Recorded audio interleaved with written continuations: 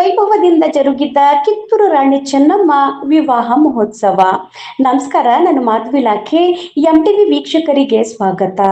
ವಿಜಯಪುರ ಜಿಲ್ಲೆಯ ಐತಿಹಾಸಿಕ ತಾಳಿಕೋಟೆ ಪಟ್ಟಣದ ರಾಜವಾಡೆ ಆವರಣದಲ್ಲಿ ಶ್ರೀ ಕಿತ್ತೂರು ರಾಣಿ ಚೆನ್ನಮ್ಮ ಪುತ್ಥಳಿ ಪ್ರತಿಷ್ಠಾಪನಾ ಸಮಿತಿಯ ವತಿಯಿಂದ 3ನೇ ವಾರ್ಷಿಕೋತ್ಸವದ ಅಂಗವಾಗಿ ನಡೆಯುತ್ತಿರುವ ಪುರಾಣ ಮಹೋತ್ಸವದ 6ನೇ ದಿನ ಕಿತ್ತೂರು ರಾಣಿ ಚೆನ್ನಮ್ಮಳ ಸಾಂಕೇತಿಕ ವಿವಾಹ ಮಹೋತ್ಸವವು ಅತ್ಯಂತ ಭಕ್ತಿ, ಶ್ರದ್ಧೆ ಹಾಗೂ ಸಾಂಸ್ಕೃತಿಕ ವೈಭವದೊಂದಿಗೆ ನೆರವೇರಿತು.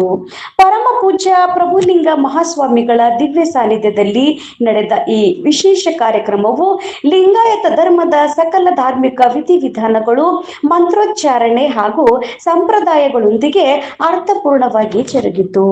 ಕಾರ್ಯಕ್ರಮದಲ್ಲಿ ಭಾಗವಹಿಸಿದ ನೂರಾರು ಭಕ್ತರು ಹಾಗೂ ಕಿತ್ತೂರು ರಾಣಿ ಚೆನ್ನಮ್ಮಳ ಅಭಿಮಾನಿಗಳು ವಿವಾಹ ಮಹೋತ್ಸವದ ಪ್ರತಿಯೊಂದು ಕ್ಷಣವನ್ನು ಭಕ್ತಿ ಭಾವದಿಂದ ಕಣ್ತುಂಬಿಕೊಂಡರು.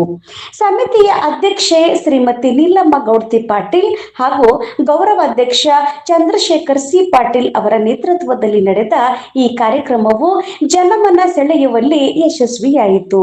ಕಿತ್ತೂರು ರಾಣಿ ಚೆನ್ನಮ್ಮಳ ಪಾತ್ರದಲ್ಲಿ ಮೇಘಾ ಚಿತ್ತರ್ಗಿ ಹಾಗೂ ಮಲ್ಲ ಸರ್ಜರ್ ಪಾತ್ರದಲ್ಲಿ ಸಚಿನ್ ಚಿತ್ತರ್ಗಿ ಅವರು ಅಭಿನಯಿಸಿ ಐತಿಹಾಸಿಕ ಪಾತ್ರಗಳಿಗೆ ಜೀವ ತುಂಬಿದರು.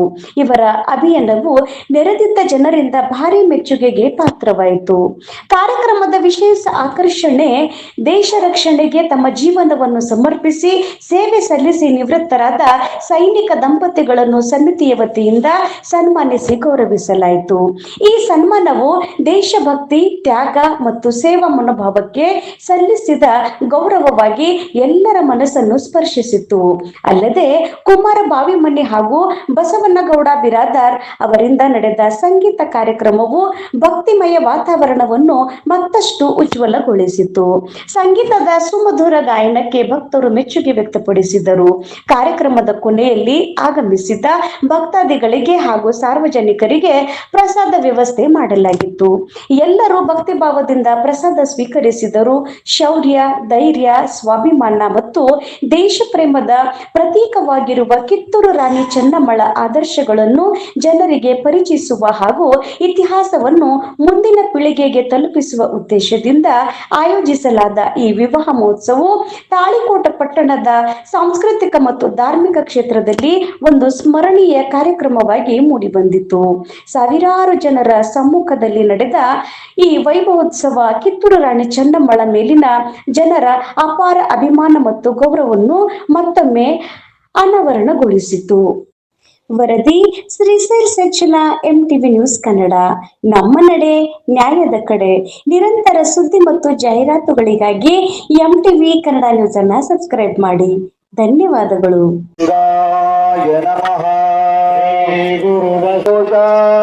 ಬಸವರಾಜ ಭಕ್ತ ಜನ ಸುರಭೋಜ, ಜಯ ಬಸವರಾಜ ಭಕ್ತ ಜನ ಸುರಭೋಜ, ಜಯ ತುಮಾಕಾರಣಿಕ ಪರಶಿವನ ಘನತೇಜ, ಜಯ ತುಮಾಕಾರಣಿಕ ಲಿಂಗ ದೇವನ ಘನತೇಜ.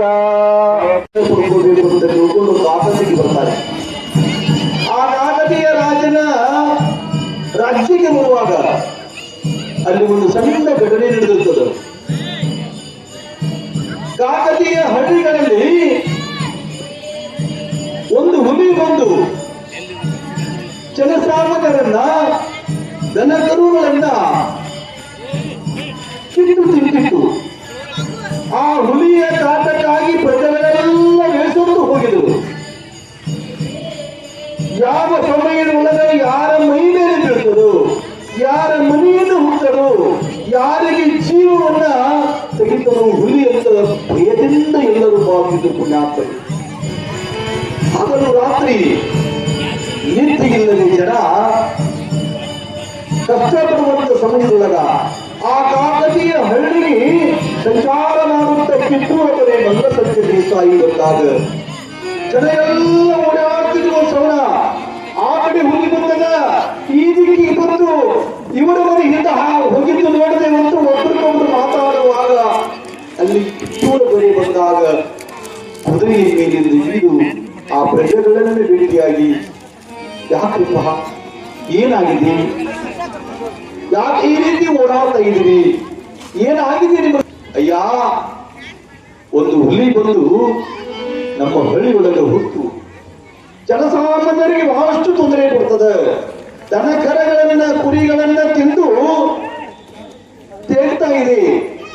ಆ ಹುಲಿಯಿಂದ ನಮಗೆ ಎಂದು ಬಿಡುಗಡೆ ಆಗ್ತದೆ, ನಮಗೆ ಎಂದು ನೆಮ್ಮದಿ ಸಿಗ್ತದೆ ಅಂತ ನೋಡಿಕೊಂಡು ನಾವೆಲ್ಲರೂ ಒಂದೇ ಸಮನ ಭಯದಿಂದ ಮಾಡ್ತಾ ಇದ್ದೀವಿ ಅಂದಾಗ ಹುಲಿ ಯಾವ ದಿಕ್ಕಿಗೆ ಹೋಗ್ಯದ ಅಂತ ಕೇಳ್ತಾರೆ. ಅಯ್ಯ ಇದೇ ದಿಕ್ಕಿಗೆ ಹೋಗಿದೆ ಅಂದಾಗ ಆ ಹುಲಿಯನ್ನ ಭೇಟಿಯಾಡಿ ಈ ಪ್ರಜೆಗಳಿಗೆ ನೆಮ್ಮದಿಯನ್ನು ಕೊಡಬೇಕು ಅಂತ ತಿಳ್ಕೊಂಡು ಕಿತ್ತೂರು ಬರೆ ಮಲ್ಲ ಸಜ್ಜ ಹುಲಿಯನ್ನ ಹುಡುಕುತ್ತಾ ಬರ್ತಾನೆ. ಇಲ್ಲಿ ಕಾಕತೀಯ ಮಹಾರಾಜ ಧೂಳಪ್ಪ ದೇಸಾಯಿ ಹತ್ತಿರ ಕಿತ್ತೂರಿನ 16 ಹಳ್ಳಿಯ ಪ್ರಜೆಗಳೆಲ್ಲ ಬಂದು ಗೋಳ ಅಂತ ಹೇಳ್ತಾರೆ. ಪ್ರಭು, ಹುಲಿಯ ಕಾಟದಿಂದ ನಾವೆಲ್ಲ ಬೇಸತ್ತು ಹೋಗಿವಿ. ಆ ಹುಲಿಯನ್ನ ಭೇಟಿಯಾಡಿ ನಮ್ಮನ್ನು ರಕ್ಷಣೆ ಮಾಡಬೇಕು ಅಂತಂದಾಗ ಯಾವಾಗ ಹುಲಿಯನ್ನ ಭೇಟಿಯಾಡಿ ನಮಗೆ ರಕ್ಷಣೆ ಮಾಡಬೇಕು ಅನ್ನುವಂತ ವಿಚಾರ ಕಿವಿಗೆ ಮುಟ್ತದ ತಕ್ಷಣ ಚೆನ್ನಮ್ಮ ಅರಮನೆಯೊಳಗೆ ಹೋಗಿ ಬಿಲ್ಲು ಬತ್ತಳಿಗೆಯನ್ನು ತೆಗೆದುಕೊಂಡು,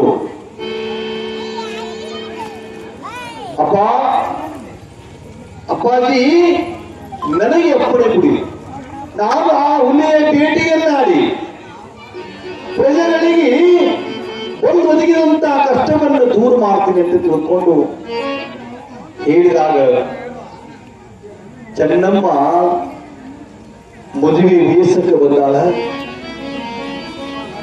ಹರಿಯದ ಹೆಣ್ಣು ಮಗಳು ಒಬ್ಬಳನ್ನೇ ಕಾಡಿಗೆ ಹಾಗೆ ಕೊಟ್ಟು ಕಳಿಸಲಿ ವಿಚಾರ ಮಾಡುವಾಗ, ಅಪ್ಪಾಜಿ ನೀವೇನು ಯೋಚನೆ ಮಾಡೋದು ಬೇಡ, ನನಗೆ ಅಪ್ಪಣೆ ಕೊಡಿ, ಆ ಹುಲಿಯನ್ನು ನಾ ಭೇಟಿಯಾಡಿ ಬರ್ತೀನಿ ತಿಳ್ಕೊಂಡು ತಂದೆಯ ಅಪ್ಪಣೆಯನ್ನ ಆಶೀರ್ವಾದವನ್ನು ಪಡೆದುಕೊಂಡು ಆ ಹುಲಿಯನ್ನ ಭೇಟಿಯಾಡಕ್ಕೆ ಅರಣ್ಯಕ್ಕೆ ಬರ್ತಾಳೆ ಚೆನ್ನಮ್ಮ.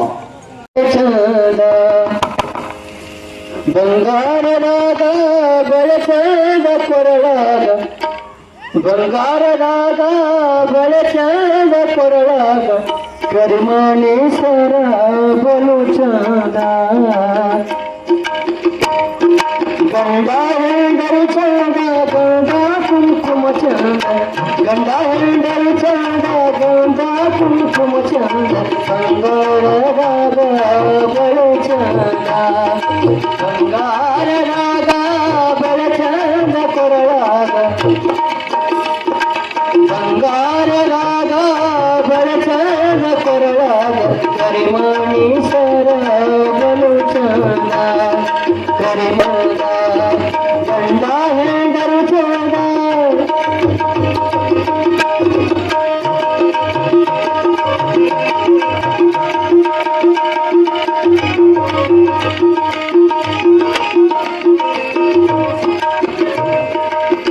ಮಂಡೋ ಹಿತವಲ್ಲ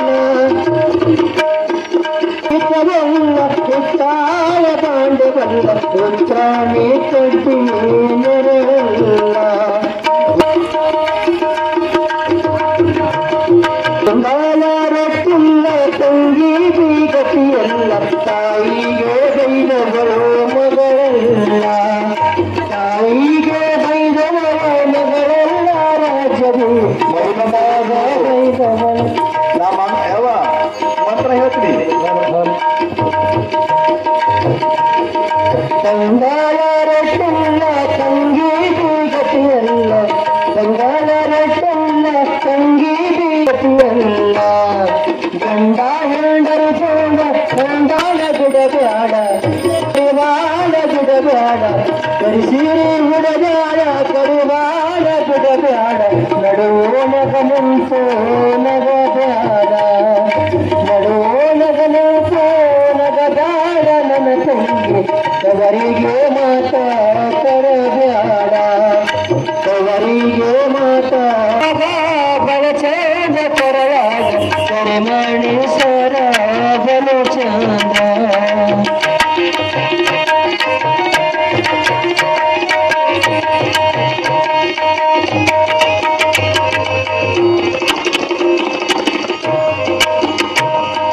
ಭಕ್ತ ಮುಗಿದರೇನು ಕತ್ತಾಲಾದರೆ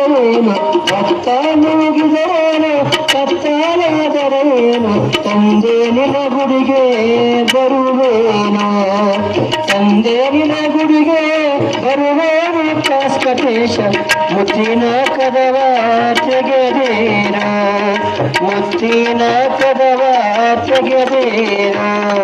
ಗಂಡ ಹೆಂಡರು ಚಂದ, ಗಂಧ ಕುಂಕುಮ ಚಂದ, ಬಂಗಾರದಾಗ ಬಳೆ. ಆಗಮಿಸಿರುವಂತ ಎಲ್ಲ ಶರಣಾರ್ಥಿ ತಾಯಿಗಳಿಗೆ ಕಿತ್ತೂರು ದೊರೆಯ ಮತ್ತು ಕಾಕತೀಯ ದೊರೆಗಳ ಮನೆತನದ ಪರವಾಗಿ ಅವರಿಗೆ ಹಾರ್ದಿಕ ಸ್ವಾಗತವನ್ನು ಚಪ್ಪಾಳೆ ಮುಖಾಂತರ ಕೋರಿ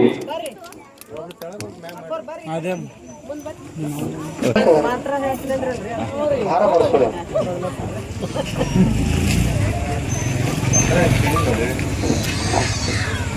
ಓಂ ಶ್ರೀ ಗುರು ಬಸವಲಿಂಗಾಯ ನಮಃ.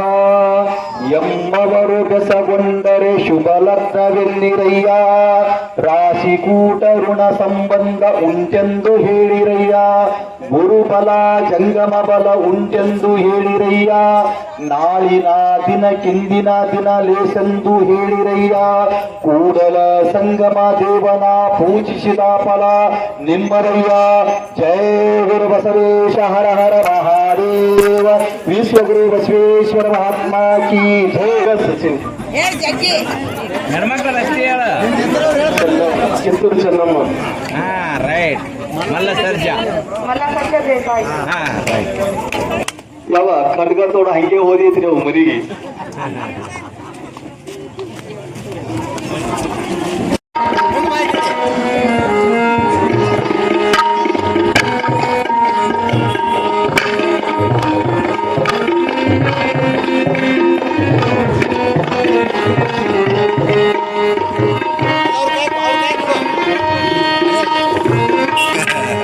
ನಿಂದ್ರಣ ಅಲ್ಲಿ ನಿಂದ್ರಿ. ಸರ್ ಈಗ ಅವ್ರದ್ದೊಂದು ಫೋಟೋ ತಗೊಂಡ್ಬಿಡ್ರಿ.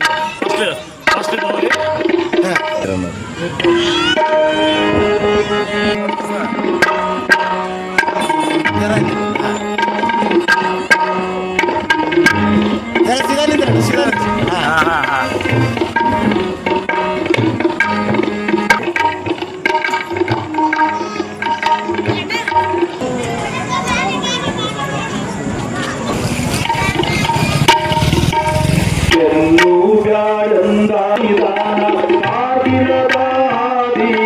ಶಿವ ಹಾಕೋದ ಬೇಡ.